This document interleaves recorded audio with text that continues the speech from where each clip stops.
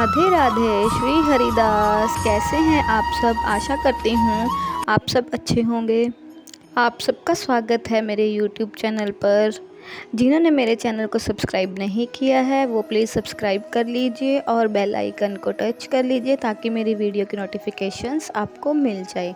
और जो भी भक्त मेरी वीडियोस को देखते हैं, व्लॉग्स को देखते हैं पर सब्सक्राइब नहीं करते हैं, मैं उनसे हाथ जोड़कर विनती करती हूँ वो पहले हमारे चैनल को सब्सक्राइब कर लीजिए। आज मैं आपके लिए लेकर आई हूँ एक बहुत ही अच्छी बात, जो कि दोस्ती की बात है। देखिए, आज के समय में जो दोस्त की संगति करनी चाहिए जो अच्छे हों।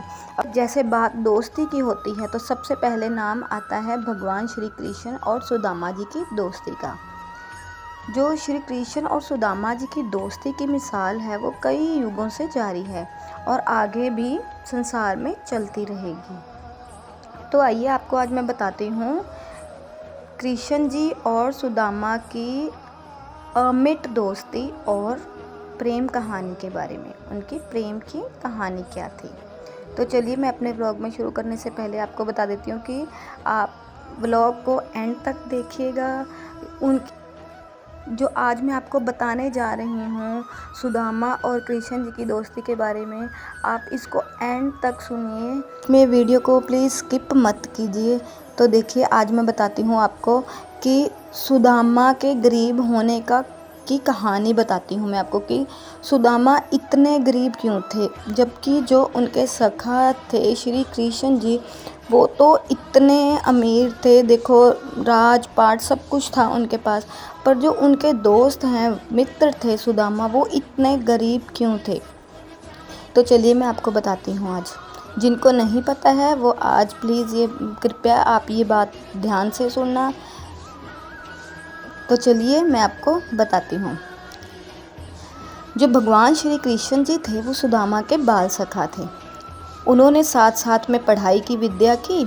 और जो भगवान श्री कृष्ण और बलराम जी थे उन्होंने सिर्फ 64 दिनों में अपनी पढ़ाई पूरी कर ली थी। और जो सुदामा थे उनको तो बहुत समय लग गया था पढ़ाई पूरी करने में।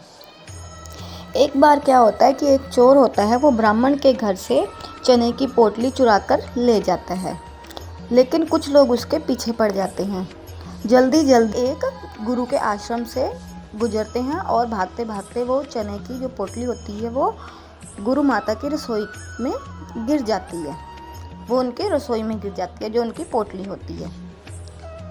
तो जब वो चोर होता है जो पोटली लेकर भागा था, जिस ब्राह्मण के घर से भागा था, जब उनके हाथ वो चोर नहीं लगता तो मन ही मन वो उन्हें उस चोर को श्राप देते हैं कि जो भी इस चने को खाएगा वह भयंकर गरीबी का शिकार हो जाएगा। कि जो भी इस चने को, जो उनके चने की पोटली चुराई थी, उस चोर ने ब्राह्मण के घर से, उस ब्राह्मणी ने उनको श्राप दिया था चोर को कि जो भी इस पोटली को खाएगा वो भयंकर गरीबी का शिकार हो जाएगा। अगले दिन गुरु माता ने श्री कृष्ण जी को और सुदामा को जंगल से लकड़ी लाने के लिए बोल दिया। ऐसे हुआ कि अनजाने जो चने की पोटली थी सुदामा को पकड़ाते हुए कहा कि ये चने की पोटली, जब भूख लगे तो इसे खा लेना। जो पोटली थी वो तो चोर से उनकी रसोई के बगल में ही गिर गई थी। गुरु माँ ने वो जो पोटली थी वो सुदामा को पकड़ाते हुए कहा, लगे तो ये पोटली में से चने खा लेना। तो कृष्ण जी और जो सुदामा थे वो लकड़ी लेने के लिए जंगल में चले गए। और क्या हुआ कि शाम होते होते वहाँ बहुत तेज बारिश लग गई। दोनों ने बारिश से बचने के लिए दो अलग अलग पेड़ों के ऊपर चढ़ गए थे। जो सुदामा थे वो ब्रह्म ज्ञानी महात्मा थे। सुदामा को पहले से ही पता था कि इस पोटली को खाते ही कोई भी गरीब हो जाएगा, क्योंकि उनको इस चीज़ का बहुत ज्ञान था। जो सुदामा थे उन्होंने बहुत सी विद्या ग्रहण की थी, तो उनको इस चीज़ का बहुत ज्ञान था कि जो भी इस पोटली को खाएगा वह गरीब हो जाएगा। लेकिन जो गुरु माता ने दी थी उनको पोटली, उनको तो वो फेंक नहीं सकते थे, उनकी गुरु माता थी वो। जब कृष्ण जी को भूख लगी, उन्होंने बोला कि सुदामा कि तुम्हारे पास अगर कुछ है, मुझे बहुत भूख लग रही है, तो अगर तुम्हारे पास कुछ खाने के लिए है तो वो मुझे दे दो। तो सुदामा ने झूठ बोल दिया कि मेरे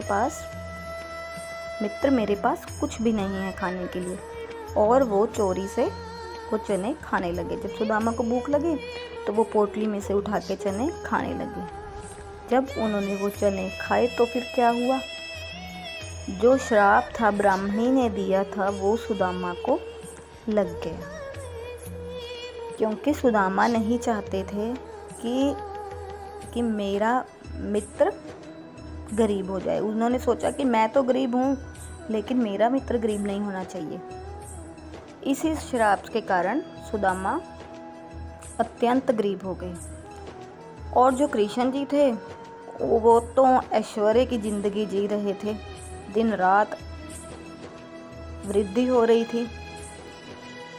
तो जो सुदामा थे वो बहुत ही बुरी हालत से गुजर रहे थे।